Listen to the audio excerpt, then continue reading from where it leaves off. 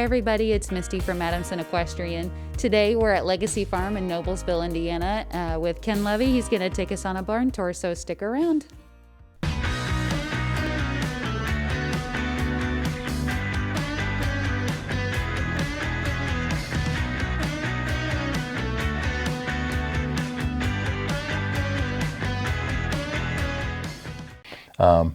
My background is healthcare and as a healthcare professional, but I always say this was the cause of a woman. Yeah. It got me in the horses. I was That sounds about right. I was competing in some other rather aggressive bench disciplines when I lived up in Chicago, and I met a young girl, and she had a horse, and we'd go flying, and then we'd go riding motorcycles, and then go ride her horses. And one thing led to another, and motorcycles went, the airplane went, the girls went, and I had horses. Yeah. So, and I started out doing 100 jumpers like probably most people, with really no real training. Yeah. And I have a couple pictures of my first horse jumping, and he deserves a place in heaven because I was pretty bad. Yeah. And he always jumped, Yeah. he could have not, and I would have been in trouble.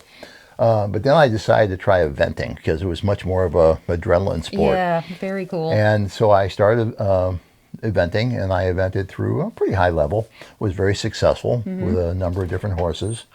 And then in 1980, Stay out of your way. 1985, I moved from the Chicago area down here. And I was still an adult amateur, and I had some property in Carmel and looked for our own horse farm because I was leasing a barn and for horses and everything my own. And then I decided to buy our own place. So we found this place, and we've done a lot of work to it. Yeah. We've been here for over 30 years. So we've been continuously running a horse business, which means even if I was an amateur, I was running a boarding barn and everything for well over 30 years. So there aren't too many small businesses that are around that long, especially horse businesses. Yeah. So we're pretty consistent. My first trainer was a individual whose name was Sue Colstead, and she came down from Wisconsin, and so she was here for many, many years until one of her other clients wanted her to go to Europe and buy 4 stallions and bring them back. Gosh. And I didn't have the facility for 4 stallions. So she moved down south, but she was here for many years. And as a result of working with her, I really improved my riding, and I went from a very successful sort of training for second level rider, winning a lot, to wanting to do more. And I think I told her that my goal was to be not being laughed at 4th level. Yeah. And she brought me along, and I was successful doing that. But the more I saw what she did and her judging and everything, she was at the time she was a large R judge. It got me interested in it. So I pursued becoming a judge, and so I completed my small R program, and I'm currently a small R, but I've been through the entire large R program, and I'm just waiting for a final exam. With COVID, everything's delayed. Yes. I need to do my practical. I've gotten all the written, all the requirements are totally done. I just need to go and do a final practical exam. So for anybody that's watching this channel, and me too, I have no idea. What's the difference between being a small R and a large R? A small judge? R can judge intro level, training, first and second level. Okay. A large R can do all the small R can do, but also judge 3rd and 4th level. Okay. And then you become a senior judge, which is an S judge, and you can judge all the FEI levels. So Prix St. George, I1, I2, Grand Prix. Okay. And then if you so desire, you can go and get your FEI license and judge internationally. Very cool. So that's kind of where I am. I also then went through the United States Dressage Federation Certified Instructor Program, Instructor Trainer Program. And so I'm certified through them. These are very difficult programs, both the judging program as well as the instructor trainer program, because you have to have scores at different levels, Yeah. depending what you're doing, that demonstrate proficiency. And then you actually have written exams, verbal exams, and practical exams. So you have to demonstrate your knowledge Yeah. and your skills. So it's and not then just and it's a very sit down. difficult. I mean, Yeah. it costs. I think I estimated probably my going through the large art program probably cost close to 10 grand. Oh my gosh. And the Buy a certified nice horse for that. I love her face. and the certified instructor program probably wasn't far from that. Yeah. So, it's an investment in my knowledge, but my students benefit because all the knowledge I gain, I'm able to pass on to them. So that's, kind of like how I got involved. Yeah. So I became a judge, and then once I started to do that, I also said, well, I probably should, at this point, start being a professional. Yeah. And so I did, and I started, I was successful in competition, and people see that, and then they say, oh, hey, can you help me? Can you give me some lessons? Can you coach me at a show? And one thing leads to another, and then here you are. Giving lessons? Yep. Yeah. Training horses for people, giving lessons, and living the life. Yeah. Fun stuff. Yeah. So we're currently standing in my boarder tack room. Okay. And so this is a heated tack room where the boarders can keep their equipment and your tack trunks, etc. You also see we have one thing I'm very conscious about is people maintaining hydration and not, so we have a refrigerator over there full of water and That's a nice. Gatorade that I want everybody to be able to utilize. This room is our saddle room and a washer and dryer. So this has our boarders equipment, plus I do keep one saddle in here that's mine. All of my lesson equipment is top quality equipment. It's not cheap, saddles and bridles. It's all designed, it's all the same stuff you would buy for yourself. Yeah. Saddles are, $3,500 to $5,000, Yeah. and that's the kind of equipment I have there. Yeah. We have a restroom at the end there. And it's heated, so people can come in here and sit and talk and Nice. clean Warm their up tack a little and bit. warm up and do, Yeah. so. As you walked in, you came in probably through my shop. My shop is, it's a small area. I've picked up a hobby, my first hobby ever. I'm blacksmithing now. Oh, yeah? Not shoeing horses. I'm making tools. I'm making things out of horseshoes, horseshoe art and things. So just a little stuff of my hobby? own. Yeah. A little hobby. It's a big hobby. Yeah. I've gotten into it. I like everything I do. I get into pretty much big time. Yeah. This is my own tack room. It's small, but it's jam packed. And very organized. I like it. And you can see above just one or two bits. Oh, wow. Yeah, that is a lot. Oh, and I love that there's so many peppermints on the Yeah, ground, I am the too. candy man. So at one time, I'm a lifetime master of the foxhounds, and at one time, and I was the huntsman of our fox hunting group, and we built this kennel. You'll see there's a run outside for whelping foxhound puppies. Oh, yeah? But now, every so often, I'll bring some of our dogs in from the house, and Yeah. we'll put them out here. So this is a kennel. If you're wondering, it's not a horse stall. That's cool. That is very cool. You'll see we have a full-size outdoor competition-size riding arena. Yeah. And That's then nice. I can close this off here with that gate, and this can be sort of like a big dry lot, but I can open it up and they go down along the fence and cross over, and then there's this pasture all back there that nice. they can run into. So it goes up, almost to that house up there, over there, which is our neighbor's farm. Yeah. That's nice. And then she'll follow us around. When I'm teaching, she comes out and sits there and supervises. I think she's critiquing me. I'm not sure. Yeah. I feel like they have a very skeptical eye. Cats do. So during the summer, how dry it gets. I have a water tank that we use for keeping the outdoor arena wet and dust free. Nice. And we call this is our north pasture. Okay. And we have a bridge that sometimes the horses use, sometimes they walk through the shallow part of the creek down over there. Yeah. Sometimes they jump the creek, who knows? Yeah. But so this goes all the way up and behind over to my neighbor on the north side. That's a big field. Yeah, it's nice size.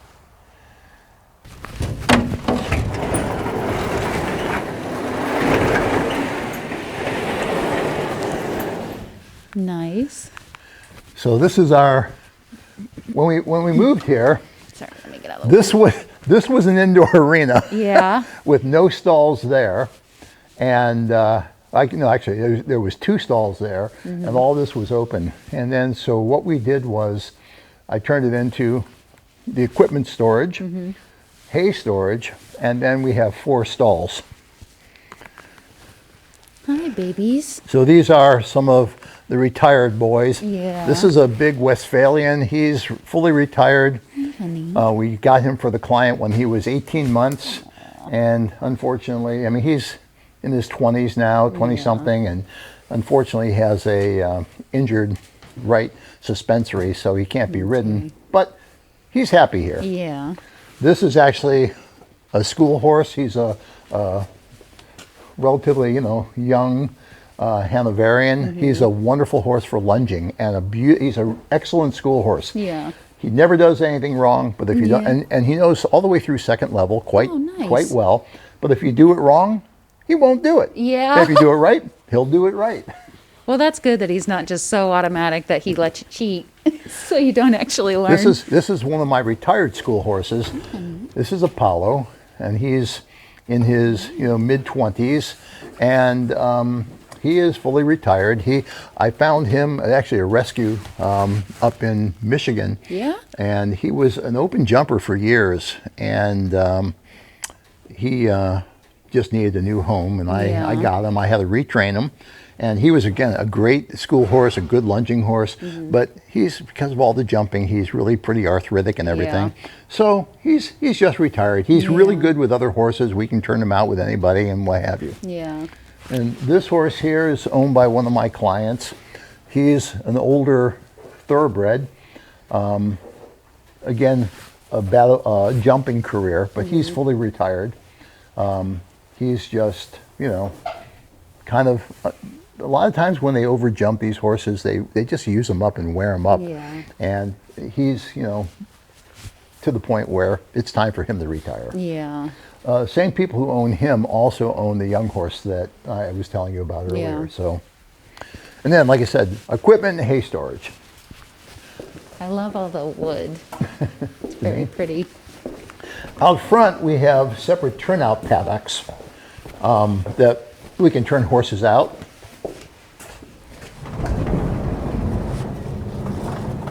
Nice. I've got, I guess I call it maybe like a hospital paddock, where we can turn one horse out who can't be allowed to really run and everything. And then we have these 2 paddocks here.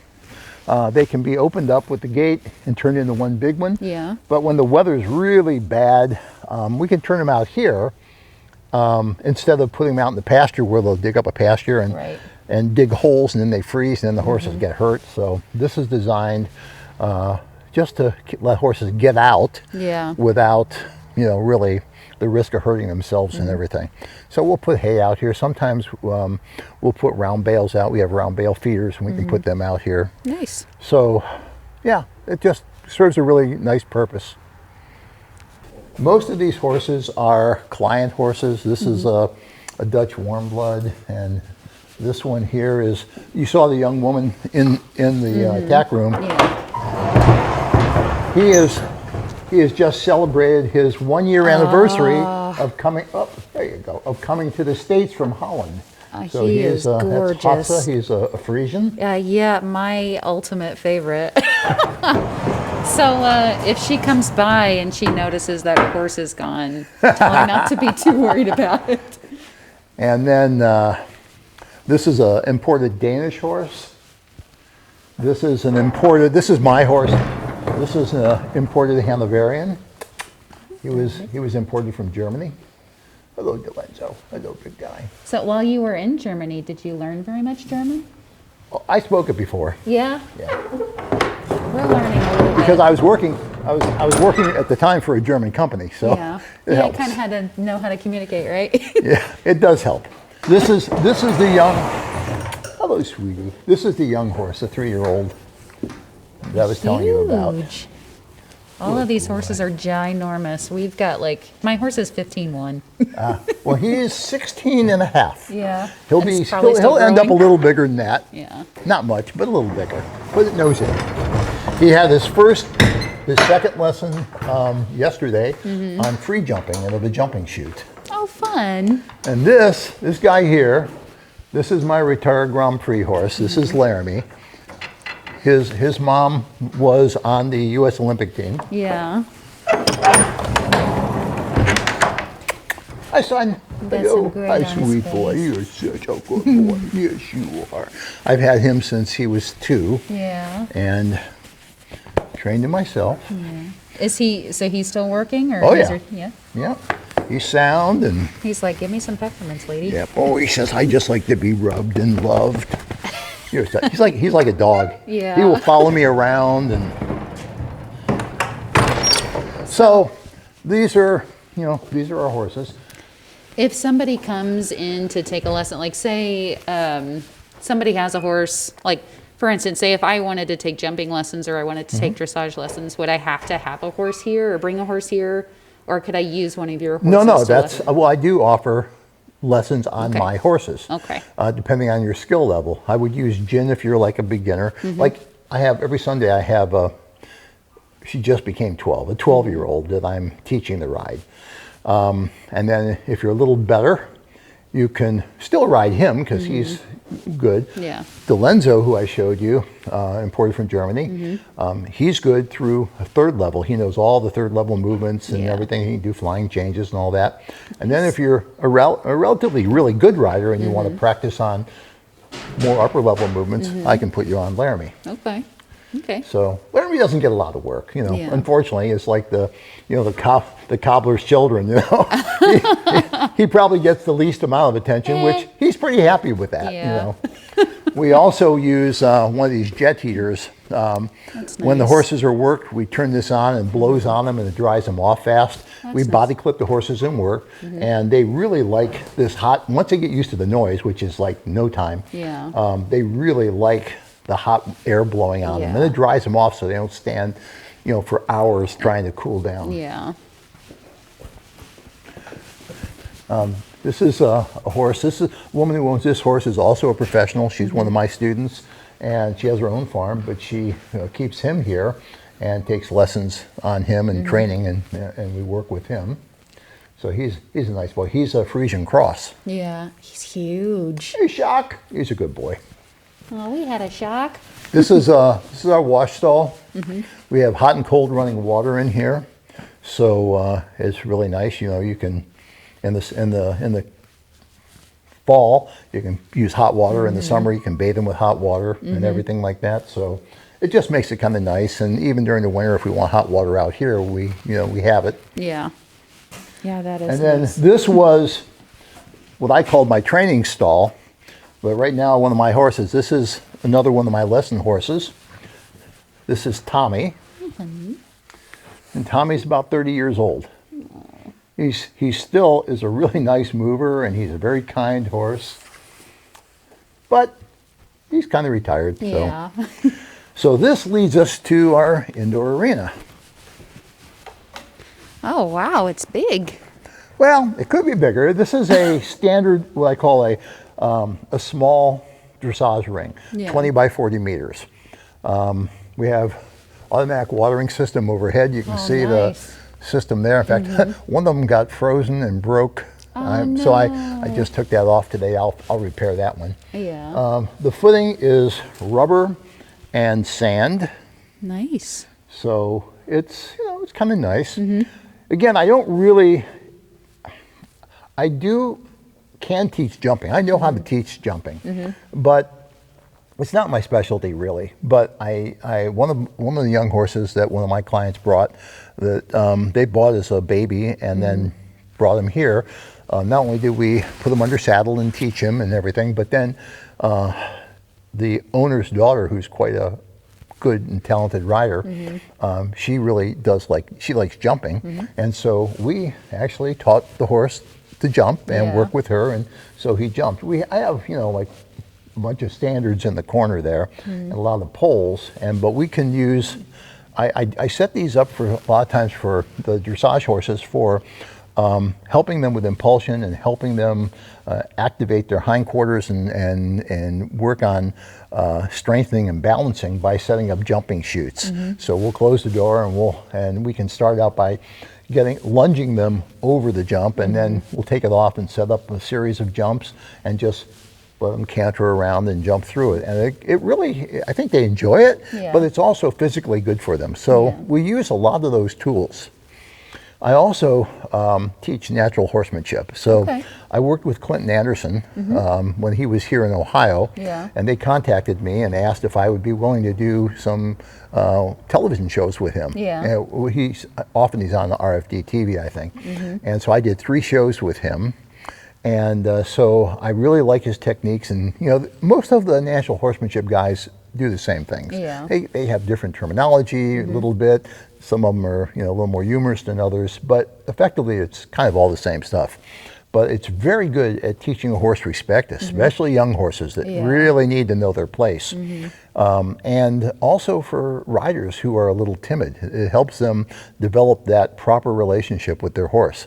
So we do natural horsemanship teaching here as well. That's nice. It's not something that I go out and promote and try to get people to come and do natural horsemanship. It's just something that I utilize appropriately as I deem necessary. And it's been very helpful, actually. I do also a lot of lunging. As a certified instructor, you learn how to lunge correctly, very classically. So I have a variety of lunging equipment that we use for various tools, but I'm a strong advocate of lunging your horse and helping them develop their own balance, helping them understand about how to give to pressure, and I think it really makes a big difference. And when I back a horse for the first time, I don't want them bucking and things like that. I want them, when I get on them, I want it to be like, well, okay, just another day in the barn. And that's the way it works out. It really does. So that's really good. I think some of the important things is that you've got to be if you're an instructor. A trainer's one thing. I can ride a horse. I can make it do whatever I want it to do, especially over time, depending on the horse. But as an instructor and a teacher, it's important that you can utilize a variety of skills. And, I'm a strong advocate of saying I can teach the what, I can teach the how, but what often is not taught is the why. Why do we do a shoulder in? What does it do? What is the purpose of a shoulder in? Not just bring your inside leg back, move, turn your frontal plane to the inside, move your shoulders off the rail, 30-degree angle. I mean, that's easy. Anybody can memorize that. It's rote memory. But understanding the value of each exercise and why we do it, and being able to explain in the test to a student, here's why we're doing this movement now at this level, because it's preparing for this in the next level, and then that's preparing for that. So I'm a really strong believer in all 3 aspects of teaching, and being able to tell a student, or work with a student while they're on the horse, work with them off the horse, as well as getting on the horse if I have to. But I try not to get on my student horses during a lesson if they're having challenges. I'd rather have them work through the challenges and be successful, rather than me getting on the horse and saying, well, see, I can do it. Well, what does that teach them? If anything, it could be demoralizing, because, it's like, oh, great, you can do it, but I can't. So I'd rather work them through it and get them successful than they have that sense of success. In terms of other things beyond just the teaching and training, I do take students to horse shows and haul them, and they bring their own horses. So I coach them at horse shows. And I'm also very active nationally as well as regionally and locally. I was I was on the executive board of the United States Dressage Federation for 9 years as the Region 2 Director, and that means that I had responsibility for 7 states in the Midwest. And so I served for 9 years, and then I felt it was time to let somebody else take over. I was also chair of 2 different committees, the Marketing Committee and the Membership Committee. And today I'm on the Adult Education Committee, helping design educational programs for for the country. Yeah. I'm also recently was asked to participate in a new venture, which is our Region 2, which is within the 7 states. They've created an education committee, and so I am now on the education committee. Locally, I am the vice president of the Indiana Dressage Society. IDS is one of the original group member organizations of USDF, dating back to the initially when the organization was formed out in Nebraska. I had no idea. Yep, and so I was a vice president. I've been the president, I've been the vice president, and I've been the director for probably more than 20 years. Yeah. I'm also chair of the education committee, and so we do a lot of education. I'm passionate about education. So last year, as chair of the education committee, we conducted, because of COVID, we couldn't do any in-person training, hands-on training, but I ran 5 Zoom educational programs on week evenings. Oh, that's nice. So, and they were very, very well accepted, and we're going to continue to do that. In fact, we already have some planned that we're going to be starting in March. That is, that's kind of in a nutshell. I try to cover all the bases when it comes to equestrians and dressage. I will say I have had eventers. I still have one of my horses here is a young girl who is an eventer, and she's here because she recognizes that if your horse can jump and can go cross country at the lowest levels, what's going to win or lose is your dressage score. Yeah. So she's here improving, and she's improving dramatically. So that's going to help her. I have a couple of eventers who are students. The other thing is I have had people bring me their Western horses. Yeah. And people who were working Western pleasure, or who are doing, sort of like the game, not gaming, but where they would kind of have to go sideways through poles and things like that, where I would teach them how, using the proper aids, they could Like be ranch work, successful. I think. Yeah, exactly. How they could be successful in their discipline, even though it's totally different. Yeah. Even though it's totally different. So, Well, I mean, I guess when you really think about it, dressage is kind of the foundation for riding in general, because it's not just about, getting on and riding your horse, but how to ride your horse effectively. And I feel like no matter what discipline you're in, that is always a good foundation to have, because if you don't know how to ride your horse, you're kind of not going to be successful. So remember, dressage is French for training. Yeah. That's what it means. And if in most, not in the United States, but in most countries, you have to have a license to be an instructor or a trainer.